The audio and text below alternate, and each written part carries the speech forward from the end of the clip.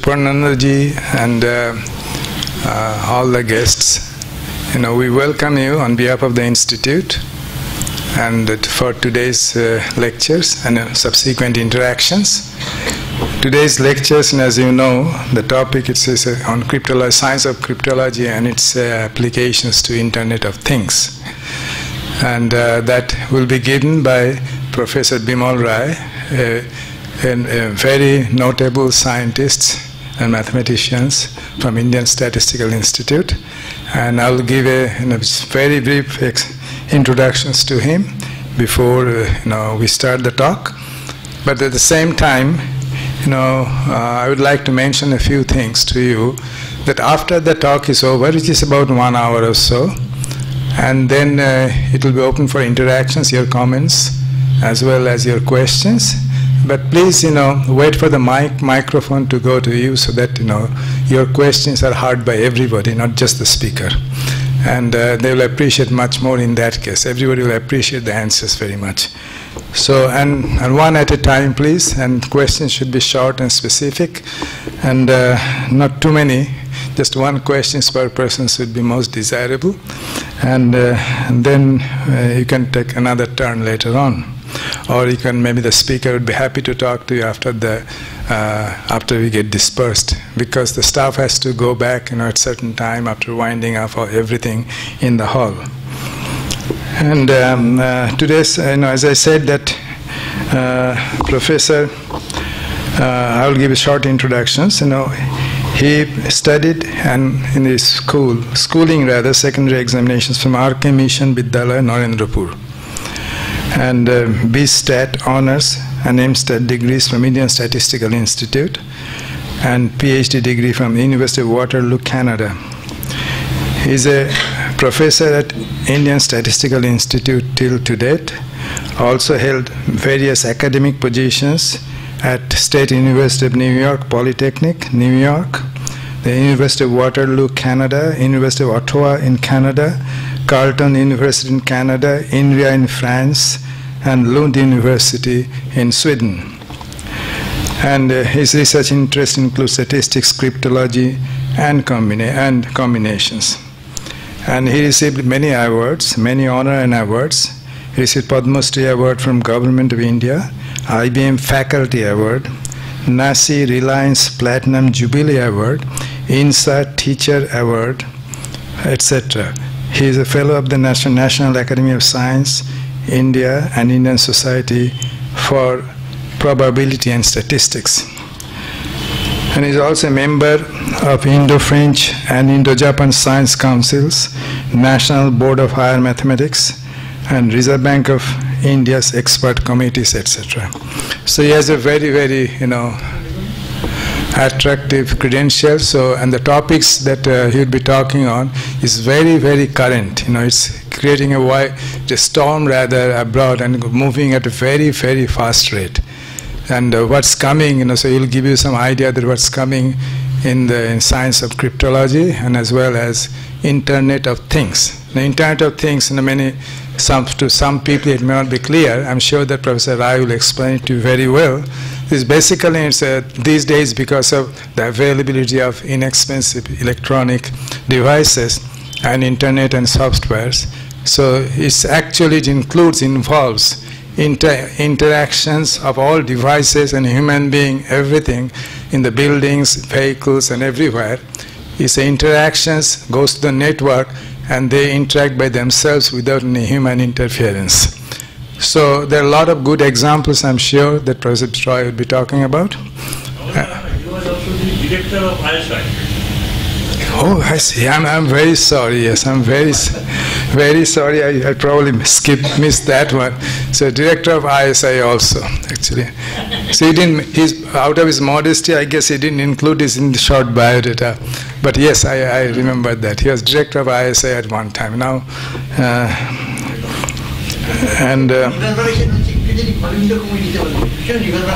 okay.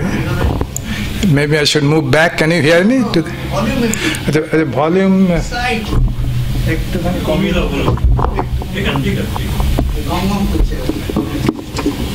So I would stop here and so that let Professor Rai talk and explain to you about the Internet of Things. And I thank all of you for coming. And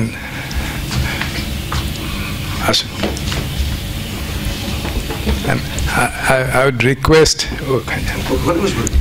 I would request our Swamiji, Swami Suparnandaji, to give him a set of books as token of our appreciations for his time and effort. Thank you. What will you want?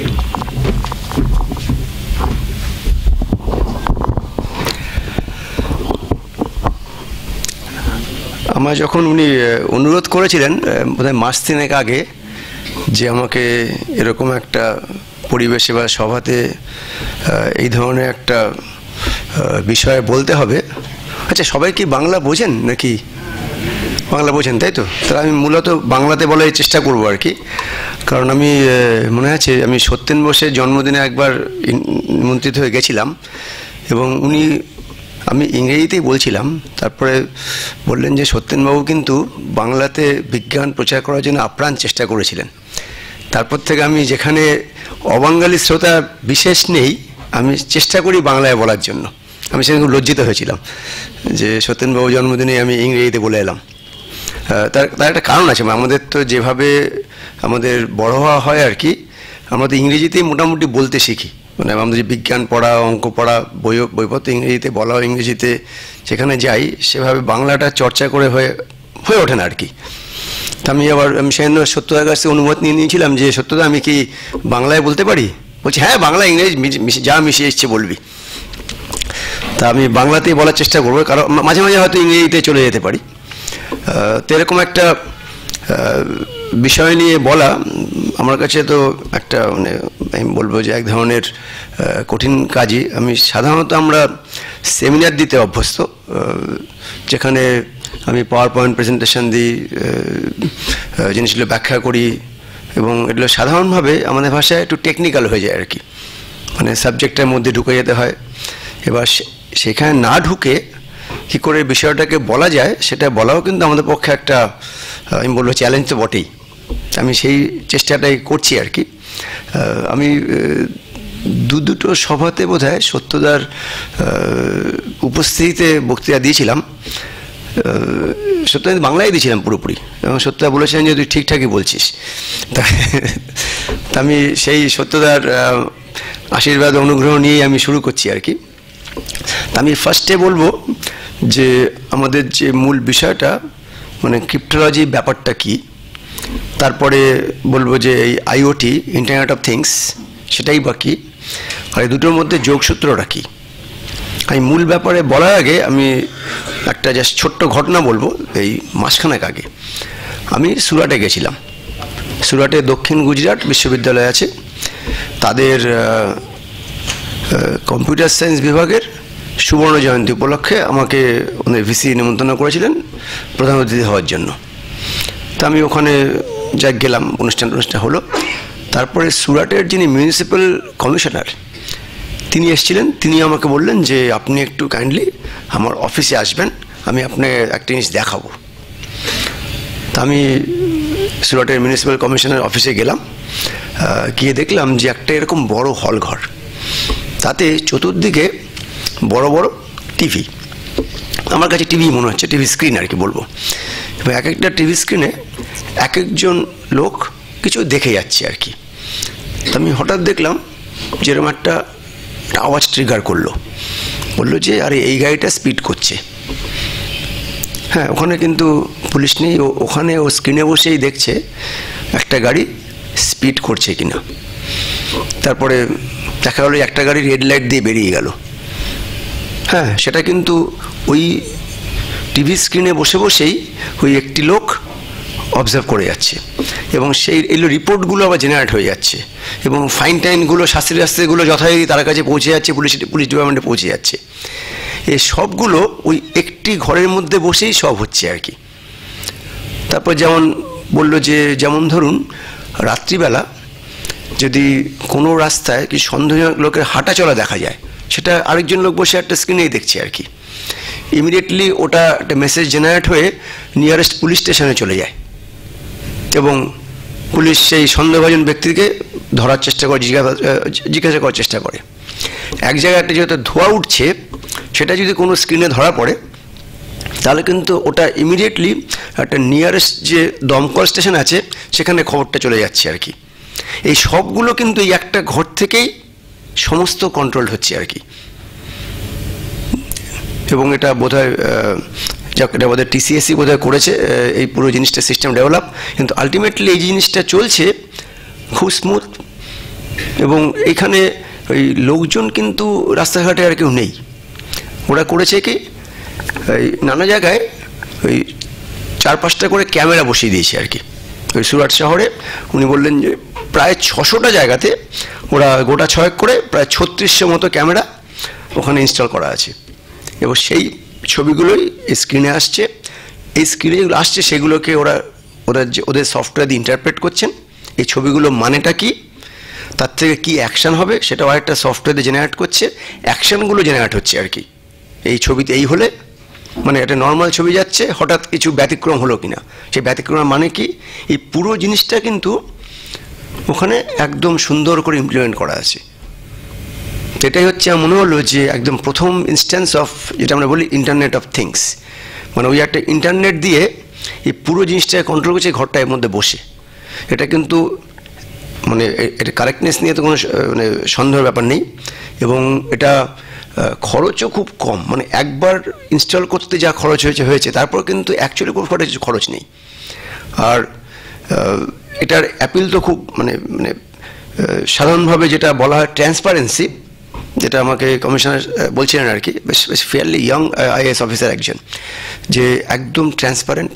ওই যে রাস্তায় red light দেখলাম 100 টাকা পুলিশকে গুঁজে দিয়ে চলে গেলাম, হ্যাঁ, এখানে তো এটার মানে কোনো সম্ভাবনা নেই। মানে এই যে একটা পুরো সিস্টেম ডেভেলপ করেছে এবং একটা স্যাটেলাইট দিয়ে ওরা এই সমস্ত জিনিসগুলো এখানে নিয়ে আসছে এবং সেখানে বসে এই ছবিগুলোর মানে কি মানে বারবার বোঝার চেষ্টা হচ্ছে আর কি।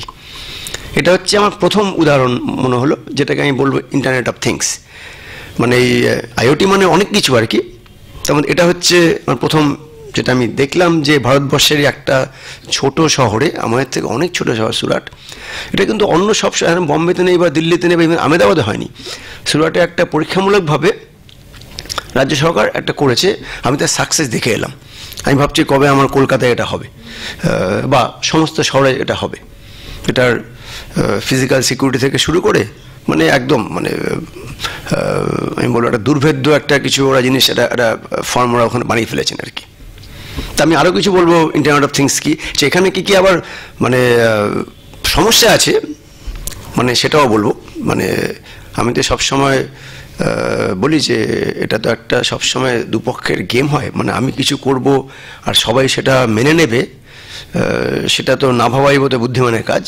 সবসময় কিছু বিরোধী পক্ষ থাকবে, সে যেটাকে আমার এই প্রণালীটাকে, আমার পদ্ধতিটাকে চ্যালেঞ্জ করার চেষ্টা করবে, আমার এই অ্যাটেম্পটাকে একটু লোয়ার করার চেষ্টা করবে।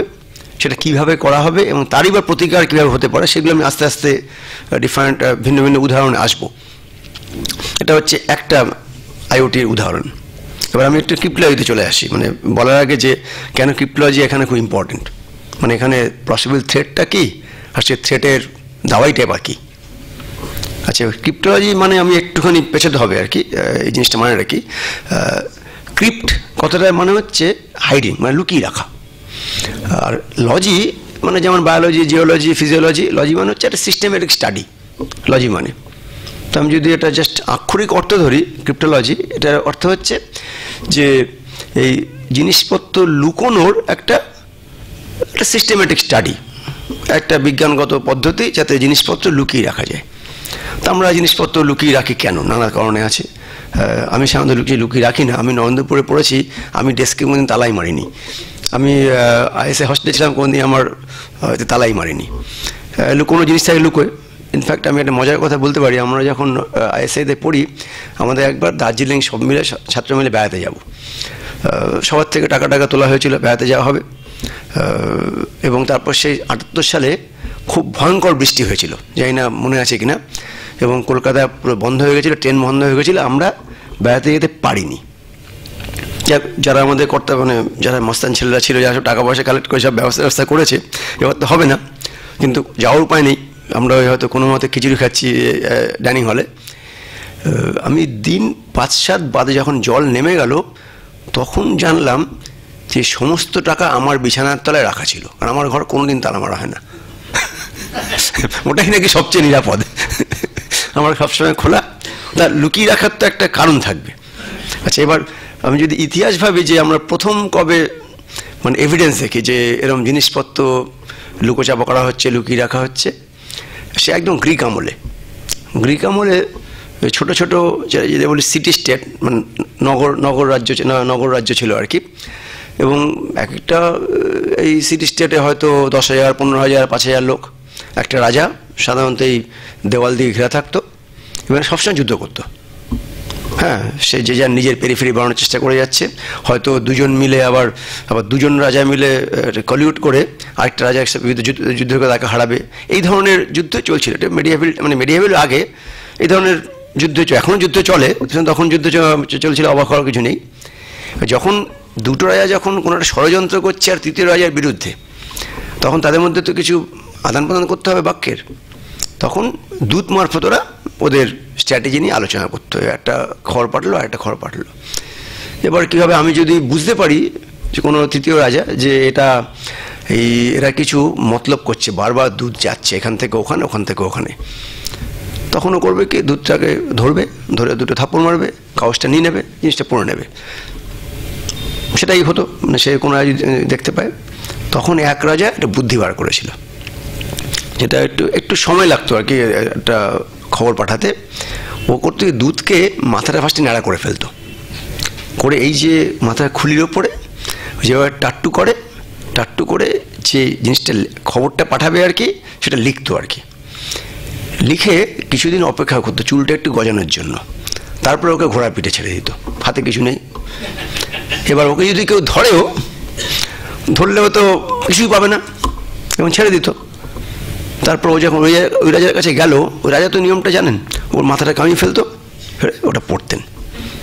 তো এটা হচ্ছে আমাদের মানে একদম মানে প্রথম এভিডেন্স যে তার মানে কিছু একটা খবর আদান প্রদান করবে যেটা অন্যরা না জানলেই ভালো, বা অন্য যা না জানে সেটাই ওরা নিশ্চিত করতে চায়। এটা হচ্ছে তার প্রথম ইয়ে। তাই এতে একটা ছোট সমস্যা আছে, কারণ রাজা যদি মোটামুটি থার্ডে জানেন যে এরা কিছু করছে, তখন কাগজ নেই বলে হয়তো আলটিমেটলি ছেড়ে দেবে না। হ্যাঁ, ওকে নানা ধরনের জিনিস খুঁজবে, সে করতে করতে হয়তো চুলটার ভেতরে দেখে ফেলতে পারেন যে কিছু একটা আছে, সেও মাথা কামিয়ে ফেলতে পারে আর কি। সেইটাকে আমি সেইভাবে বলবো না যে খুব একটা নিরাপদভাবে, খুব একটা সিকিউরড ওয়েতে জিনিসটা কমিউনিকেট করা হচ্ছে, কিন্তু এটা আমার প্রথম এভিডেন্স। এবার তাহলে আমার কি করতে হবে? আমি একটা জিনিস পাঠাতে চাই, একটা গোপন তথ্য, বা একটা গোপন তথ্য আমি ঘরের মধ্যে রেখে দিতে চাই। হয়তো শত্রুতার ঘরে একটা গোপন তথ্য রেখে দিতে চান, তখন এমন তো হতেই পারে তার ঘরের ফিজিক্যাল সিকিউরিটি ব্যাপারটা কম, সেখানে ওই তথ্যটা কেউ নিয়ে নিতে পারে, পড়ে ফেলতে পারে। তখন করা হয় কি, তথ্যটা ঠিক সেইভাবে পাঠানো হয় না বা সেইভাবে রাখা হয় না, ওটাকে আমরা আমাদের ভাষায় বলি একটু ট্রান্সফর্ম করে দেওয়া হয়, যেটাকে আমি মোর টেকনিক্যালি এনক্রিপ্ট করা হয়। আচ্ছা, এনক্রিপ্ট মানেটা কি? ওটাকে এমনভাবে একটু পাল্টানো হবে যাতে সাধারণভাবে লোক কিছু বুঝতে পারবে না, কিন্তু আমি যাকে অনুমতি দেবো বা আমি যাকে ভাববো যে পড়তে পারবে, সেই পড়তে পারবে, আর কেউ পড়তে পারবে না।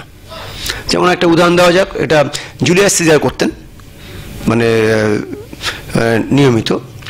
জুলিয়াস সিজার করতেন কি, তার সব জেনারেলদের সাথে মাসে একবার দেখা করতেন, দেখা করে বলতেন আচ্ছা আমার এই মাসের কি বা চাবি হচ্ছে একটা সংখ্যা বলতেন 1 থেকে 25-এর মধ্যে, হয়তো বলতেন 12 বা 10। এবার তার মানেটা কি, এবার যত জেনারেল আছে এবং জুলিয়াস সিজার নিজেরা, এদের মধ্যে যত বাক্যের আদান প্রদান হবে আর কি, সমস্ত লেটারগুলো ডান দিকে অত নাম্বার শিফট করে দেওয়া হবে। তার মানে যদি বলা হয় এ ডান দিকে শিফট হবে 10 বার, যদি আমার চাবিটা 10 হয়, BCDEFGHI JK, এ হয়ে যাবে কে, এক্স হয়ে যাবে কি, এক্স এর পর YZ, Z এর পর আবার এ শুরু হবে, ABCDEFGH, এক্স হয়ে যাবে H। এইভাবে এটাকে শিফট করে দেওয়া হবে ডান দিকে। এবার যে পাবে সে পড়বে কি করে, সে ওই 10 বার ওটা বাদিকে শিফট করবে আর কি, বাদিকে শিফট করে দেবে, সে পড়ে ফেলবে আর কি। এটাকে কিন্তু লিটারেচার বলা হয় সিজার সাইফার, এটা জুলিয়াস সিজার ব্যবহার করতেন। এটাও বহুদিন চলেছিল, কিন্তু এটা একটা সমস্যা হচ্ছে যে যদি মেথডটা জেনে যাওয়া যায়, হ্যাঁ, আমরা সাধারণভাবে বিশ্বাস করি যে মেথডটা তো একটা ম্যাথামেটিক্যাল ডেভেলপমেন্ট, সেটা কিন্তু লুকিয়ে রাখা যায় না। যেটা লুকিয়ে রাখা যায় ওই সংখ্যাটা, ওই যে 10 বা 12 যেটা বাঁচলেন আর কি, হ্যাঁ, মেথডটা লুকিয়ে যাবে না। তাহলে এবার আমি যদি জানি যে এই যে সম্ভাব্য সংখ্যা তো 1 থেকে 25টা, আমি যদি একটা পাই, আমি 25 বার যদি চেষ্টা করি তাহলে আমি আসলটা পেয়ে যাব। আমার খুব বেশি চেষ্টা না করি কিন্তু আমি আসলটা পড়ে ফেলতে পারবো। তো এটাকে আমরা বলি চাবি বা কি, তার মানে নাম্বার অফ কিজ আর কি খুব ছোট ছোট হলে আমি সবসময় এক্সস্ট করে ফেলতে পারি। তাহলে কি হবে, এবার কির সংখ্যা বাড়াতে হবে যাতে লোকে সমস্ত কি চেষ্টা করতে না পারে। তাতে আমি ছোটোবেলায় ক্লাস 9-10 আমি নরেন্দ্রপুরে পড়তাম, আমাদের ইংরেজি মাস্টারমশাই বলতেন যে স্টেটসম্যান পড়বি আর ইংরেজি বই পড়বি। সেন্ট্রাল লাইব্রেরি থেকে ইংরেজি বই পড়তাম, আমি শার্লক হোমস পড়া শুরু করেছিলাম অল্প অল্প। তা সেখানে একটা শার্লক হোমসের গল্প পড়েছিলাম, ড্যান্সিং ফিগার্স। তা সেখানে এরকম ছিল যে একটি যে অপরাধী, সেটা অপরাধ করে কিছু ওই ড্যান্সিং পোস্টার লিখে রেখে যেত আর কি, একটা সিকোয়েন্স লিখে রেখে যেত। এবার পুলিশ আসতো, স্কটল্যান্ডের আসতো, কিছুই পেত না, কোনো ক্লু, ওইটুকু একটু পেলো আর কি। এবং তাতে কিছু বুঝতে পারছে না, পর সেই অপরাধী বারবার অপরাধ করে যাচ্ছে, আর অপরাধের জায়গাতে এরকম একটা সিকোয়েন্স লিখে রেখে যাচ্ছে আর কি, ড্যান্সিং পোস্টার্স, নানা ধরনের নৃত্যভঙ্গিমায় ছবিগুলো আর কি। তো যখন স্কটল্যান্ডের হাল ছেড়ে দিল, তখন শার্লক হোমসকে ডাকা হলো। তা শার্লক হোমস ফার্স্টে গুনলেন যে কতগুলো এই ধরনের ড্যান্সিং পোস্টার্স আছে। উনি গুনে দেখলেন 26টা।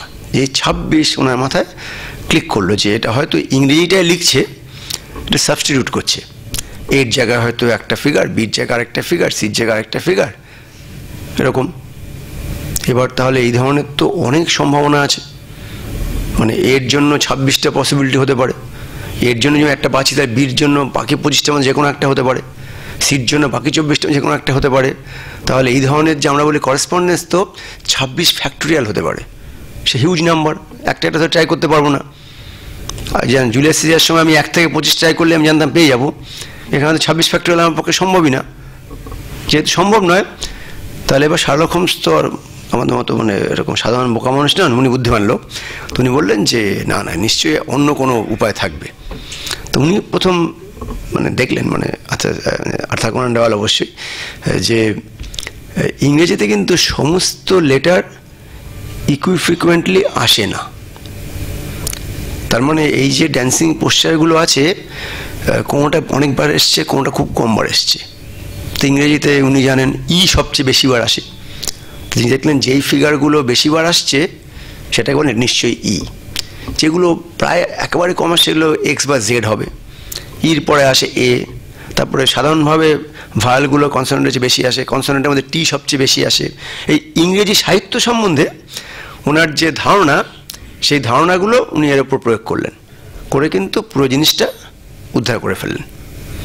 সে হচ্ছে আমার প্রথম এক্সপোজার টু ক্রিপ্টোলজি, যে শার্লক হোমসের সেই গল্প।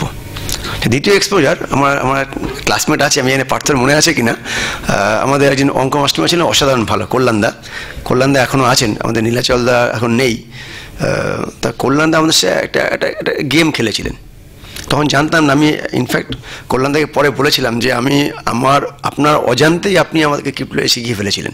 সেটা আমার একটা এক্সপোজার আর কি, যেটা পরে আমি দেখি, এবং আমি ওটা নিয়ে এখন অ্যাকচুয়ালি খুব কাজ করছি। আমার একটা পিএইচডি ছাত্রী আছে, সে ওটা নিয়ে কাজ করছে। তখন ওনার গেমটা বলি, যেটা মানে বেসিক আইডিয়াটা ওখানে আছে আর কি। আচ্ছা, আমাদের সত্যি মনে করবেন না, আমাদের কিন্তু টাকা পয়সা রাখা বারণ ছিল হোস্টেলে, কিন্তু নিয়ম বলেই আমাদের সবার কাছে থাকতো, সেটা আবার সত্যি। এখন সেটা বললে তো আমরা বলবো না টাকা পয়সা আছে, হয়তো 5 টাকা 10 টাকা, আমাদের 5 টাকা। তা কল্যাণদা একবার আমাদের অঙ্ক ক্লাসে জানতে চেষ্টা করছিলেন যে এই গড়পড়তা এদের কাছে কত টাকা করে থাকে। তখন জিজ্ঞেস করলে তো অবশ্যই বলবো না যে আমি ক টাকা আছে। তখন উনি একটা গেম খেললেন, আমাদের তখন 2, 4, 5 টাকা 7 টাকা, তখন সেটা অনেক টাকা, 10 টাকা বেশি কখনোই থাকতো না। উনি বললেন ঠিক আছে, ফার্স্টে একটা প্রশ্ন করলেন যে আমি যদি বলি যে 0 থেকে 10-এর মধ্যে একটা সংখ্যা ভাবো, সবাই যে একটা সংখ্যা ভাবে, সেগুলো যোগ করে অ্যাভারেজ করলে কত হওয়া উচিত। কেউ 0 ভাববে, কেউ 10 ভাববে, কেউ 1 ভাববে, কেউ 9 ভাববে, কিছু লোকের একটু সেন্ট্রাল টেন্ডেন্সি আছে, সবসময় মাঝেরটা ভাবে, কিছু লোকের উইয়ার্ড ডান দিকে সবচেয়ে বেশি ভাবে, আবার সেরকম বাদিকে ভাবার লোক আছে আর কি। আমি যে একটা গড়পড়তা ভাবি আর কি, তাহলে গড় কত হবে। তো আমরা খানিকভাবে বলেছিলাম যে কল্যাণদা তো 5-এর কাছাকাছি হওয়া উচিত। 0 আর 10 তো যে সেন্ট্রাল টেন্ডেন্সি হয়, বেশি হলেও 5 ভাববে, কিছু লোক 7 ভাববে, কিছু লোক 9 ভাববে, কিছু লোক 0 ভাবতে পারে যারা একটু এক্সট্রিমিস্ট, কিছু লোক 10 ভাববে। দুটো রাইট লেফট দুটো এক্সট্রিমিস্টই থাকে আর কি একটা। হ্যাঁ হ্যাঁ, তা সেই তাহলে গড়ে মোটামুটি 5 হওয়া উচিত। বললে বাহ, তাহলে ভালোই হলো। এবার তোর কাছে যত টাকা আছে তার সাথে তুই যে সংখ্যাটা ভাবলি সেটা আমার বলার দরকার নেই, সেটা যোগ করে ফেল। যোগ করে যদি বলতে বলা হয় আমার কি আপত্তি আছে? এবার আমি কি ভাবছি যে আমার কাছে হয়তো 7 টাকা আছে, আমি সংখ্যাটা ভাবলাম 4, যোগ করে হলো 11। আমি যদি 11 বলি, আমার চিন্তা হচ্ছে কল্যাণদাকে বুঝতে পারবে যে আমার কাছে কত টাকা আছে। কিন্তু আমি তো যে সংখ্যাটা ভেবে সেটা কাউকে বলবো না, না হলে তো এটা বলতে পারা উচিত নয়। তা আমরা সবাই ওনাকে যোগ করে করে বলে দিয়েছিলাম, এবং উনি করলেন কি সেইগুলোর অ্যাভারেজ বার করলেন। সেই অ্যাভারেজটা কি, আমাদের যত টাকা আছে তার অ্যাভারেজ প্লাস যে সংখ্যাগুলো আমরা ভেবেছি তার অ্যাভারেজ, সেই অ্যাভারেজটা মোটামুটি 5। তাহলে এই অ্যাভারেজ থেকে 5টাকে বাদ দিয়ে দিলে কী বেরোবে, আমাদের কাছে যত টাকা আছে তার একটা অ্যাভারেজ, একদম পরিষ্কার বেরিয়ে গেল। যেটা আমি এখন বলি, এটাকে আমরা বলি প্রাইভেসি প্রিজার্ভিং কম্পিউটেশন। মানে আমি কিছু কম্পিউট করব মানে ইনফরমেশন, যেটা সবার প্রাইভেট ইনফরমেশন, সে প্রাইভেটলি কিছু ডিসক্লোজ করতে চায় না, কিন্তু আমি স্টিল কম্পিউট করতে পারবো। এখানে কিন্তু আমি কল্যাণদা আদৌ জানলেন না আমার কাছে কত টাকা আছে, বা পার্থর কাছে কত টাকা আছে, বা অনুপের কাছে কত টাকা আছে, কিন্তু যেটা উনি জানতে পারলেন যে সমষ্টিগতভাবে আমাদের কাছে গড়ে কত টাকা আছে। তো এর জন্য এটা একটা আমার ওই তখনকার দিনের ফার্স্ট এক্সপোজার, তখন জানতাম না এটা ক্রিপ্টোলজি। এরকম যখন করলাম, এবার ক্রিপ্টোলজি করতে হয়, এবার আমি চাইছি একটা জিনিস স্টোর করে রাখবো, বা আমি চাইছি একটা খবর শত্রুকে পাঠাবো। এবার আমরা সবসময় দুটো জিনিস ধরে নিই, একটা হচ্ছে এই যে মিডিয়াম দিয়ে যেখানে আমার যে মেসেজটা যাবে বা যেখানে আমার জিনিস স্টোর থাকবে, এটা কিন্তু খুব ইনসিকিউর। মানে আমি কিন্তু ফিজিক্যাল সিকিউরিটি সম্বন্ধে কিচ্ছু ধরছি না, আমি ধরে নিচ্ছি এই ফিজিক্যাল সিস্টেমটা সবসময় ইনসিকিউর।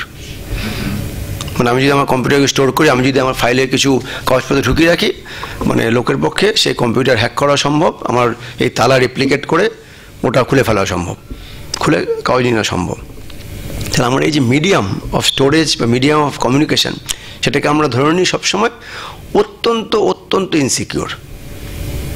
কারণ আমাকে লড়তে হবে তার বিরুদ্ধে, মানে আমি তো সেফগার্ড করবো তার বিরুদ্ধে, আমি ধরে নিচ্ছি এক্সট্রিম কন্ডিশন, এটা একদম ইনসিকিউর।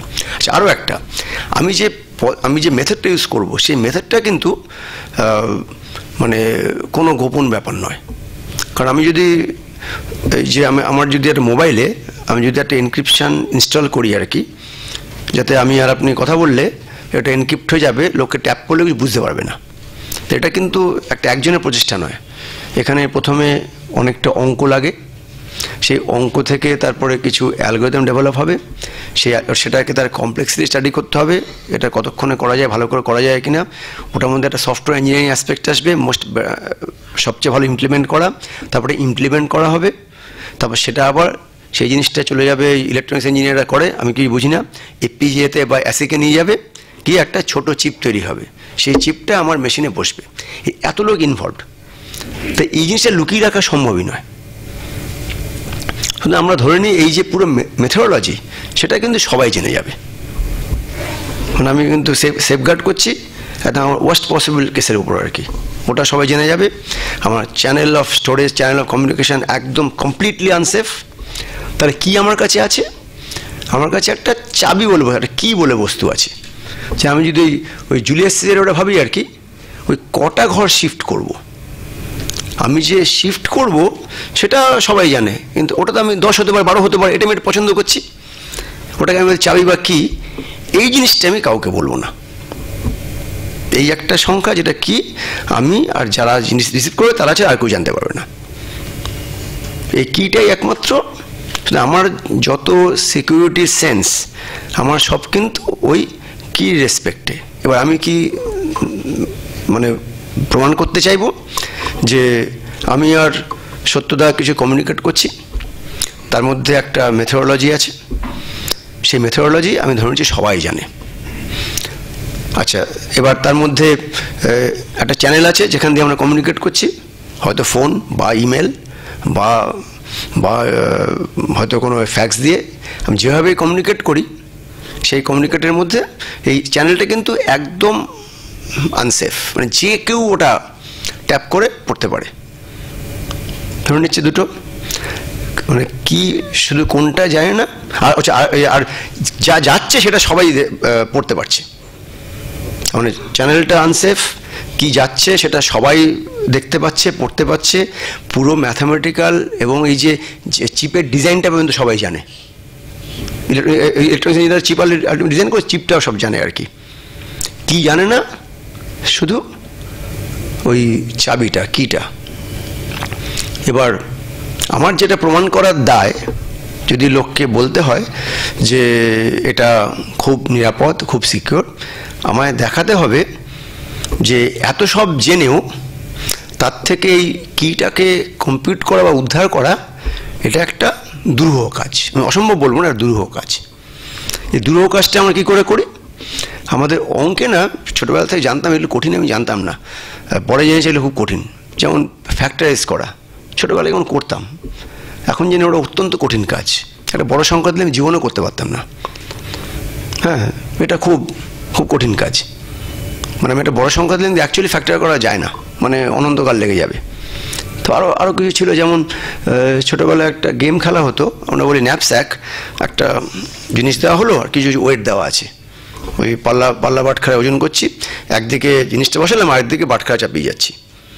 আমার কাছে সেটা বাটখারা আছে, এবং ওটাকে কি এই বাটখারাগুলো থেকে একটা কালেকশান নিয়ে এটার সমান ওয়েট করা যায় কি না, এটা কি সম্ভব? হ্যাঁ কি না? এটা কিন্তু আছে কঠিন কাজ। এটা আপাততভাবে খুব ছোটো, মনে 5-6টা বাটখারা থাকলে তো ব্যাপারটা খুব বেশি ট্রায়াল এন্ড এরর করতে হয় না। তাহলে আমি যেটা করছি, আমাকে যদি 100খানা বাটখারা দিয়ে দেওয়া হয়, তা আমি কী করছি, ওই 100টা বাটখারার মধ্যে কোনো একটা সাবসেট, সেগুলো যোগ করে এই বাঁধাকপির ওজনটা হয় কিনা। এবং এখন পর্যন্ত আমরা কোনো মেথড জানি না যেটা এই সমস্ত সাবসেট না দেখে অন্য কোনো বুদ্ধিমানের মতো উপায়ে এটা বার করে ফেলতে পারবো।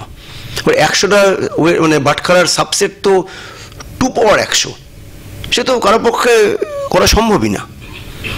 এটা কেমন ন্যাপস্যাক প্রবলেম, এটা দুরূহ প্রবলেম। এই ধরনের অঙ্কে প্রচুর দুরূহ প্রবলেম আছে।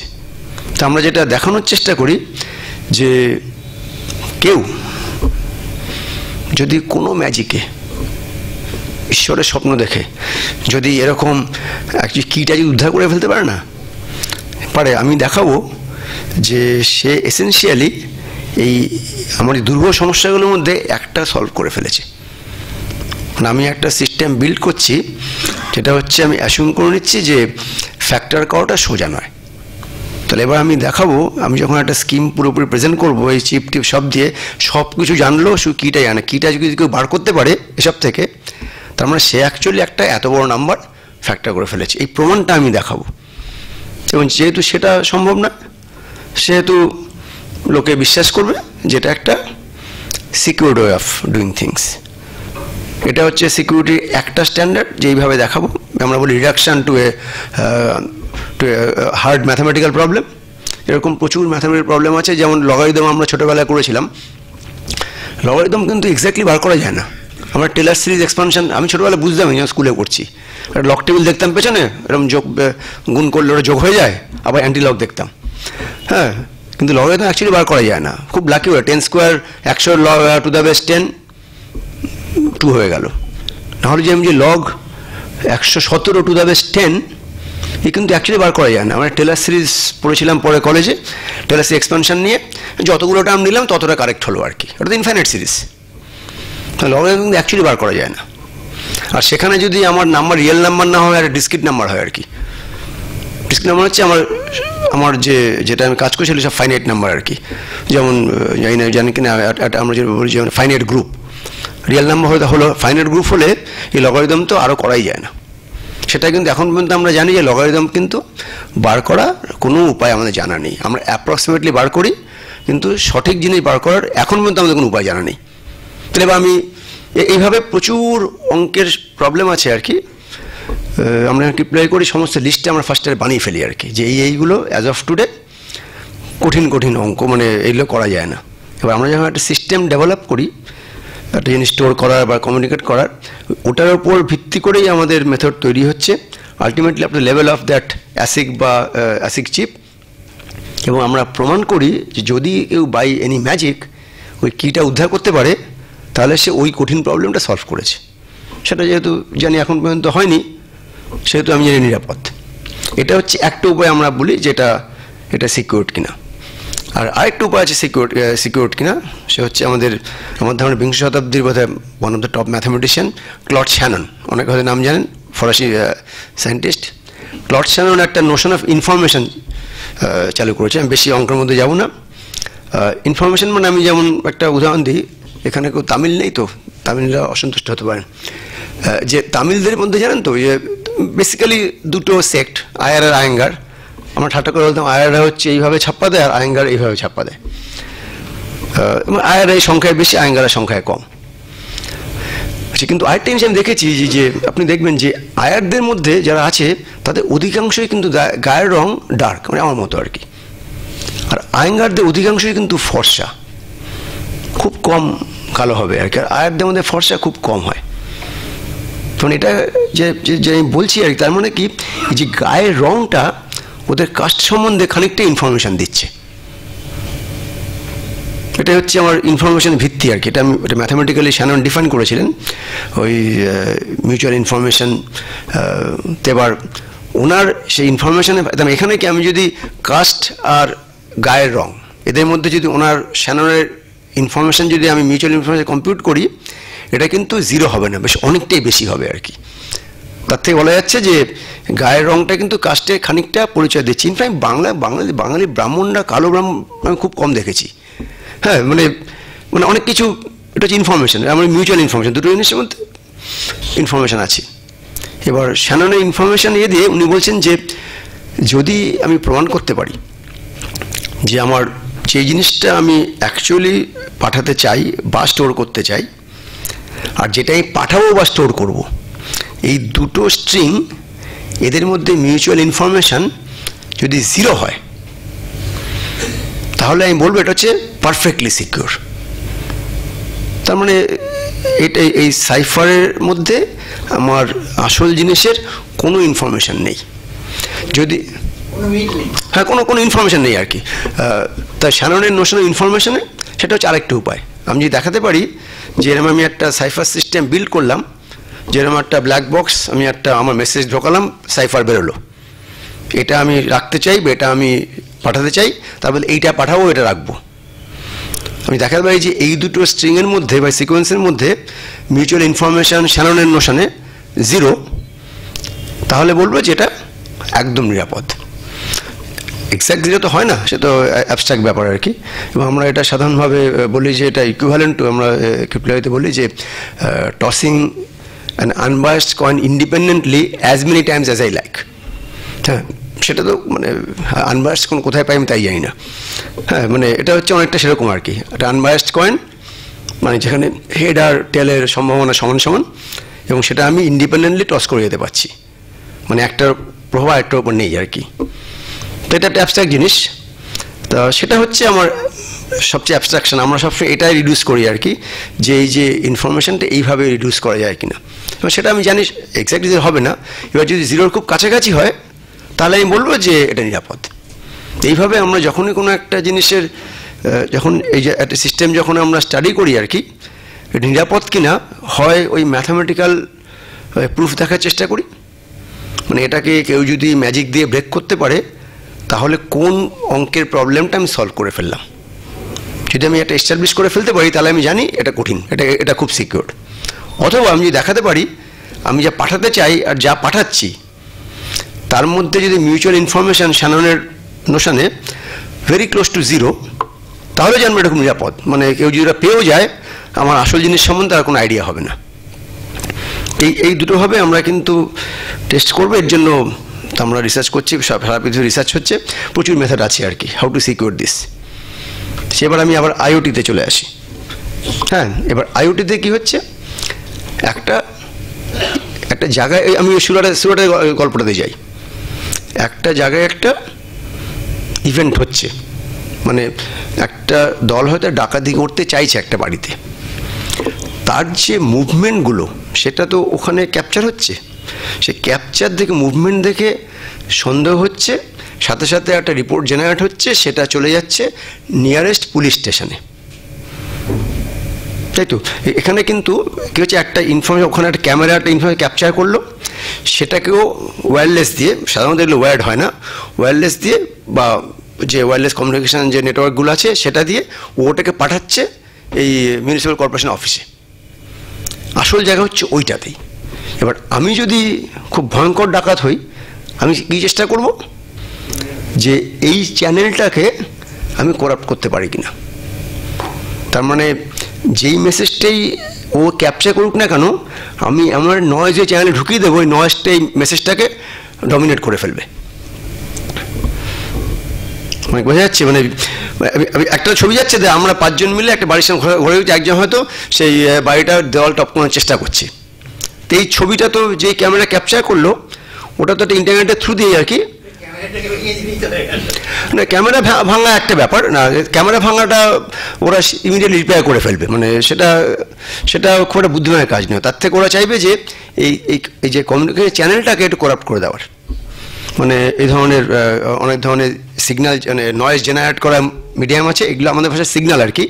ও যখন করলো, ও যখন যাবে ওখান থেকে ওয়্যারলেস, মানে এই এয়ার মিডিয়াম দিয়ে ওয়্যারলেস, এখন এই আপ টু এই মিউনিসিপ্যাল অফিসে আসছে, এই যখন যাচ্ছে ও তখন খানিকটা ওই মিক্স করে দেয় নয়েজটা এমনভাবে মিক্স করবে যাতে যখন পৌঁছবে ওখানে এই ছবির নেচারটা আর থাকবে না। সো এই অ্যাটাকারকে খাটো হওয়ার কোনো কারণ নেই। হ্যাঁ, ইনফ্যাক্ট আমি একটা বলতে, আমি তো নরেন্দ্রপুরে খুব ফুটবল খেলতাম, তো আমাদের যিনি ফুটবল করছিলেন তিনি এখন আর নেই, সুশীল ভট্টাচার্য, আমার কাছে খুব আইডিয়ার লোক। তো উনি সবসময় বলতেন যে কোনো প্রতিপক্ষই ছোট নয়, বুঝলি তো। মানে ফুটবল খেলতেন, আমার আগে ভাবলাম যে আরে হরিনাবি স্কুল দেবো ছগল দিয়ে, হ্যাঁ বললো ওসব হয় না, আমরা গেলাম হয়তো 2 গোলে হেরে। তো উনি বলতেন যে কোনো প্রতিপক্ষই কিন্তু ছোট নয়, উনি বলতেন যে প্রতিপক্ষ মানে বুঝতে দৈত্য। তো আমার কাছে এটাই, মানে আমার কিন্তু ফার্স্টে ধরে নিতে হবে, আমি যে একটা এত সুন্দর সিস্টেম ডেভেলপ করলাম, এটা কিন্তু সব মানুষ এইভাবে যে কোঅপারেট হওয়ার কোনো কারণ নেই। সবাই চাইবে কিন্তু এটাকে একটু নষ্ট করতে, যাতে লোকে তার সুবিধা নিতে পারে আর কি। তো আমার একটা সবসময় শত্রুপক্ষ না থাকলে তো আমার কিছু করার দরকারই নেই। আমার মনে আছে একটা, আমি সিনেমা দেখেছিলাম একটু অফবিট, একটা হলিউড ছবি, হাউ লাই ওয়াজ বর্ন। হ্যাঁ, আমার ছবিটা এখনও মানে এত নাড়া দেয় যে ছবির প্রথম হাফটা হচ্ছে একটা সোসাইটিকে উনি ছবিতে তুলছেন আর কি, যেখানে এরা মিথ্যে কি তাই জানে না, মানে মিথ্যে ব্যাপারটাই কোনো, মিথ্যে কি মানে মিথ্যের কোনো ব্যাপার নেই। এবং সে সোসাইটিকে উনি আলটিমেটলি সে ছবিতে তুলে আনলেন, যেখানে মিথ্যের কোনো ব্যাপার নেই, সবাই সত্যি কথা বলে, সবাই সৎভাবে, সবাই সব কিছু করছে। এবার তারপরে যে second half of the movie দেখেন যে এটা একটা অ্যাপারেন্ট কন্ট্রাডিকশন আছে, হিউম্যান সোসাইটিতে চলতে পারে না। হিউম্যান সোসাইটি আইডিয়ালিস্টিক হলে সোসাইটির কোনো এক্সিস্টেন্স থাকবে না। এবং তার যে আপাতভাবে যে সমস্যাগুলো কি হতে পারে, এই ধরনের একটা কমপ্লিটলি ট্রুথফুল সোসাইটি, সেটা অ্যাকচুয়ালি কাম্যও নয়। এইভাবে আস্তে আস্তে হাউ লাই ওয়াজ বর্ন। তো সেজন্য যে কোনো সিস্টেমে একটা সবাই ভালোভাবে চলবে এটা ভাবলে কিন্তু আর চলবে না আর কি। সুতরাং কিছু অ্যাবারেশন থাকবেই। এই অ্যাবারেশনটা আমি ধরতে পারি কিনা, আমি যখন এবার ওরা করবে কি, ওরা একটা সিগন্যালের সাথে নয়েজ মেশিন করা, হয়তো ওরা আরেকটা কিছু বসিয়ে দিলে ওখান থেকে ওরা নয়েজ ছুটছে আর কি, ইন এ সেন্স ছোটো আমার ফিজিক্যাল ছড় না, কিছু নয়েজ আরও কিছু সিগন্যাল যাচ্ছে আর কি। যখন এই সিগন্যালটা যাচ্ছে ওটা সে মিক্স করে ওটাকে 12টা বাজিয়ে দিচ্ছে। এবার তাহলে আমাদের ফার্স্টে টেস্ট করে দেখতে হয়, কিন্তু আমরা ওইগুলো করি কি, যে ওইগুলো কিন্তু সরাসরি ওইভাবে আসবে না। মানে যে ছবিটা তোলা হলো ঠিক ওইভাবে কিন্তু মিউনিসিপ্যাল কমিশনের অফিসে আসবে না। ওই ছবিটাকে আমরা এনক্রিপ্ট করে দেবো আর কি। এনক্রিপ্ট করলে ওইভাবে নয়েজ দিয়ে মিঙ্গেল করা যায় না, সে আমাদের টেকনোলজি আর কি। এবার এনক্রিপ্ট করে যখন এখানে এলো, এখানে আমার আবার ডিক্রিপ্ট করার উপায় থাকবে আর কি। হলো এবার এই এনক্রিপশনের মেথডটা ওই ওদের এই অ্যাটাকের থেকে মানে অ্যাটাকটা সাস্টেন করতে পারবে কিনা আমাদের সেগুলো এক্সপেরিমেন্ট করতে হয়। তখন আমরা ওই দুটো মেথডে একটা এমপ্লয় করি, যে যদি আমি ধরে নিই যে কেউ এটা অ্যাটাক করতে পারলো, তাহলে আমি কি প্রমাণ করতে পারি যে ওই শ্যাননের মিউচুয়াল ইনফরমেশন আর জিরো নেই আমার সিস্টেমে। যদি আমি দেখি যে আমার সিস্টেমে শ্যানন ইনফরমেশন মিউচুয়াল জিরো হবে প্রায়, তাহলে কিন্তু আমি নিশ্চিত হব যে এই অ্যাটাকটা সম্ভব নয়। আমরা দুটোভাবে কোনো একটাভাবে এটা সেফগার্ড করার চেষ্টা করি। যখন ইনফর্ম আসছে, কোনোটা প্লেন ফর্মে আসছে না, ধরুন আপনি জিমেল অনেকে ব্যবহার করেন তো, জিমেল বা ইমেল, এগুলো কোথায় থাকে? আমার মেশিন থাকে না তো। আমরা বলি একটা ক্লাউড, ওটা একটা ইন্টারনেট অফ থিংস। একটা ক্লাউড আছে, জিমেলে একটা বড় সার্ভার কোথাও একটা ফিজিক্যালি আছে, মেটেরিয়াল কোথায় আছে, সমুদ্রের তলায় না আকাশের উপরে। আমাদের যাবতীয় ইমেল আমরা জিমেলে যদি পাঠাই, ওই গুগল একটা এরকম সার্ভার মেনটেন করে। তা গুগলে সব এমপ্লয়ি কি আমার সব মেল পড়তে পারবে? তাহলে নিশ্চয়ই ঠিক না, ঠিক হওয়া উচিত নয় তো। তাহলে আমি জিমেল ব্যবহারই করবো না। গুগল কিন্তু রাখে না, গুগল ওইগুলোকে এনক্রিপ্ট করে রাখে, এবং এমনভাবে এনক্রিপ্ট করে যে ওদের লোকেরাও কিন্তু মানে দুই একজন খুব ট্রাস্টেড লোক ছাড়া আর কেউ কিন্তু তার কিটা পাবে না। এবার আমি যখন ওটা পড়তে চাইছি আর কি, ওই কমিউনিকেশনের মধ্যে ওটা আবার ডিক্রিপ্ট হয়ে যাচ্ছে আর কি। আমি হয়তো মেল করছি অমর্ত্যকে, সেই মেলটা যখন ফার্স্টে জিমেলের সার্ভারে যাচ্ছে, সেটা কিন্তু অলরেডি এনক্রিপ্ট হয়ে ওখানে চলে যাচ্ছে। যখন অমর্ত্যর মেশিনে আসছে সার্ভার থেকে, তখন ডিক্রিপ্ট হয়ে যায়। এই মাঝে এই যে কমিউনিকেশনটা আমরা ধরেছি খুব ভালনারেবল, যে কেউ দেখতে পারে করে। জিমেল খুব সিকিউর নয়, কিন্তু জিমেল মোটামুটি সিকিউর। জিমেল থেকে কিন্তু জিমেল যদি কেউ ইন্টারসেপ্টও করে, কেউ কিন্তু সহজে বুঝবে না। হয়তো আমার দলে কিছু লোক জিমেল ফটাফট ব্রেক করে দেয় আর কি। ওই যে আমাদের একটা ছেলে সৌরভ, জিমেল একবার দেখলেই ব্রেক করে ফেলবে যে কি যাচ্ছে, কিন্তু ওই মেলটা যে আমরা পড়ছি ওটা কিন্তু আসলে যাচ্ছে না। আমি এর মেল পাঠাচ্ছি, ওটা কিন্তু অ্যাকচুয়ালি যাচ্ছে না, ওটা ওই জিমেলের মধ্যেই এনক্রিপ্ট হয়ে গিয়ে ওদের যখন সার্ভারে থাকে পুরো জিনিসটা এনক্রিপ্ট ফর্মে যায় আর কি। এবং জিমেলের একটা প্রমাণ করার দায় আছে যে আমার এই মেথডটা সিকিউর কীভাবে ওরা বলবে, যে ওরা সাধারণত শ্যাননের নোশান দিয়ে ওটা সিকিউর করেছে আর কি, জিমেল ইয়াহু সব। আমরা মোটামুটি নিশ্চিত যে খুব এক্সপার্ট না হলে আমার জিমেলটা আর কেউ পড়তে পারবে না।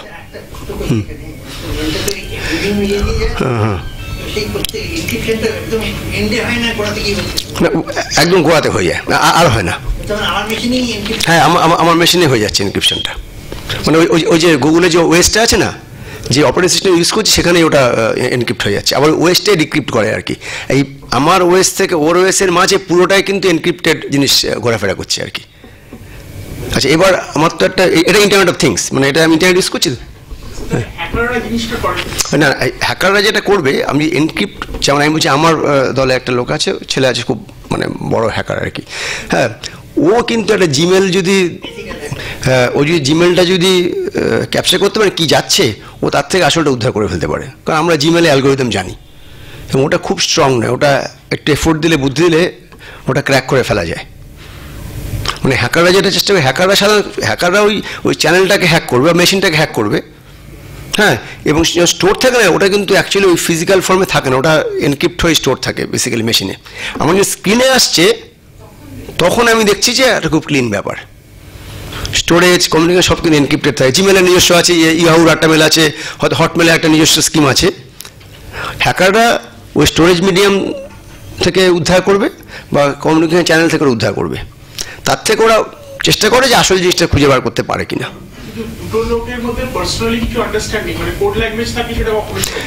মানে যদি পার্সোনালি আমি আর অমর্ত্য যদি আমরা পার্সোনালি একটা কিছু করি এক দুজন মিলে, সেটা হ্যাকারদের পক্ষে করা খুব কঠিন, মানে অসম্ভব। না, অসম্ভব বলবো না, মানে বলবো খুব কঠিন আর কি।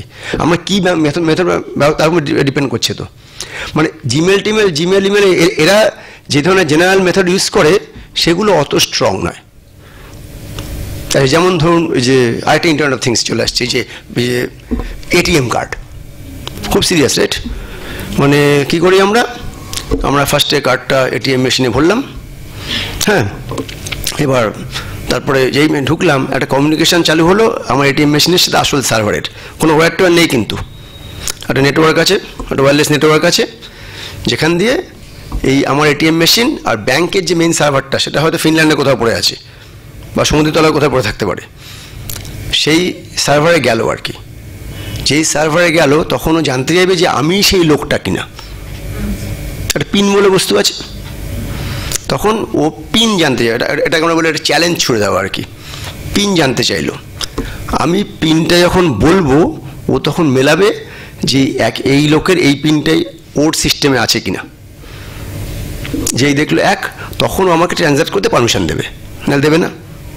আচ্ছা, এবার এই যে কমিউনিকেশানটা হচ্ছে একটা চ্যানেল দিয়ে হচ্ছে, তো এটা আমি যদি এমনি হতো আর কি, তাহলে যে কেউ, যে বুদ্ধিমান হ্যাকার, সে আমার কার্ড নাম্বার জানবে, আমার নাম জানবে, আমার পিনটাও জানবে। সে তো আমার একটা কার্ড প্রডিউস করতে 1/2 মিনিট লাগবে, সে তো আমার ব্যাঙ্ক অ্যাকাউন্ট পরের দিন ফাঁকা করে দেবে। সেটা হয় না।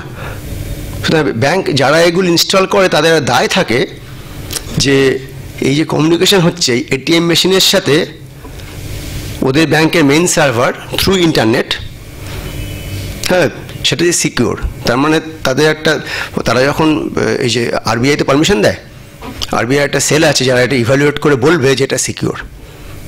ওই সার্টিফাই ছাড়া কিন্তু মানে ওই এটিএম মেশিন ইনস্টল করা যাবে না। ওই এটিএম মেশিনে কী ধরনের এনক্রিপশান ওরা অ্যাকচুয়ালি ইমপ্লিমেন্ট করেছে। এমনি প্লেন হলে তো যে কেউ জেনে যাবে। আমার মানে ওই হ্যাকারদের পক্ষে একটা চ্যানেল জানা খুব, মানে চ্যানেলটা ট্যাপ করা খুব সোজা। ফোন ট্যাপ করা তো খুব সোজা, আমার ধারণা একটা কলেজে ফার্স্ট ইয়ার ছেলে পর্যন্ত পারবে। আমি আর পার্থদিন মোবাইলে কথা বলতে ওই ট্যাপ করার কোনো ব্যাপারই না, টেকনোলজি। সো যেখানে আমাদের যে কোনো কমিউনিকেশান আছে ওটা ওই এনক্রিপ্ট করা হয় আর কি, কোনো একটা মেথড দিয়ে। এই ব্যাংক এটিএম